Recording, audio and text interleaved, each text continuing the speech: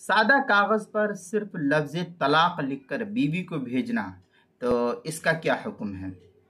چنانچہ اگر بیوی کے پاس سادہ کاغذ پر طلاق کی نیت سے صرف لفظ طلاق لکھ کر بھیج دیا تو طلاق واقع ہو جائے گی۔ اب جتنی لکھ کر کے بھیجا اتنی ہوگی، ایک بھیجا ایک طلاق ہوگی، دو بھیجا دو طلاق ہوگی، تین بھیجا تین طلاق واقع ہوگی۔